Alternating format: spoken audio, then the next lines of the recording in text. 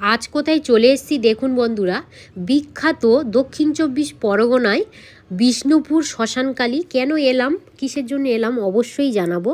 এখানে ফার্স্ট আমি একটু মন্দিরটা ঘুরিয়ে দেখাবো যে শ্মশানকালী মন্দিরটা কেমন। অনেক দেশ বিদেশ থেকে কিন্তু অনেক বন্ধুরা এই শ্মশানকালী থানে আসেন এবং আমি জানি এখানে যে যা আর কি মনের কামনা করে সেটা খুব ভালোভাবে পূর্ণ হয়। আর এখানে কী হারে মুদো বাঁধা আছে আপনারা তো দেখেই বুঝতে পাচ্ছেন।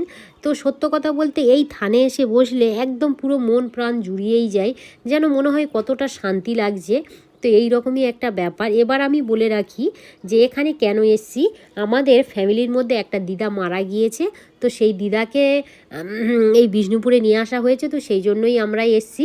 আর এখানে এসে আর কি একটু চার সাইডটা ঘোরাফেরা করছি। এই থানে আমি যতবারই বিষ্ণুপুরে আসি আমি ঠিক ততবার এই কালীর থানে অন্তত একটু বসে তারপরেই যাব, কারণ এখানে এলে সত্যি মনটা যেন একটু ভালো লাগে। কারণ আপনারা সবাই জানেন যে বিষ্ণুপুর মানেই সবসময় কান্নাকাটি কলরব, 24 ঘন্টায় কান্নাকাটি কলরবটাই শোনা যায়।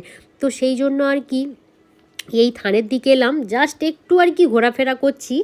সবসময় তো কান্নাকাটির মধ্যেই তো আমাদের জীবনটা যাচ্ছে, তবুও।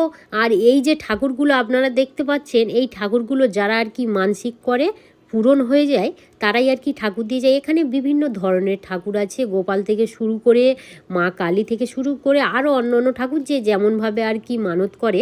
তো এবারে চলে এলাম শ্রী যজ্ঞেশ্বরী মন্দিরের প্রবেশদ্বার।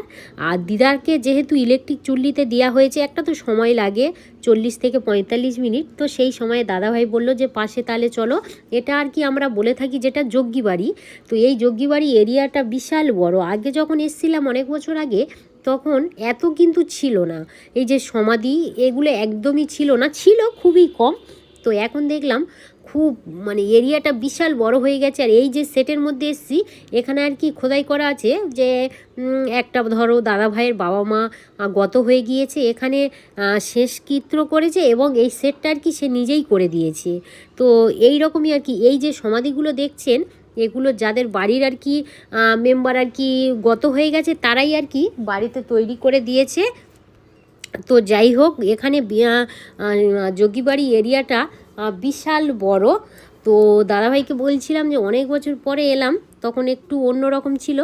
আর যত দিন যাচ্ছে সত্য কথা বলতে তত প্রত্যেকটা জায়গার আর কি পরিবর্তন হয়ে যাচ্ছে। আর এটা হলো মেন মন্দিরে এই যে বসার যে ব্যাকগ্রাউন্ডটা করেছে খুব সুন্দর, এই যে চারিদিকে ব্যারিকেড করেছে এবং নতুন যে আটচালাটা করছে এটাও খুব ভালো। আগে কিন্তু এসছিলাম, এত বড় মন্দির ছিল না।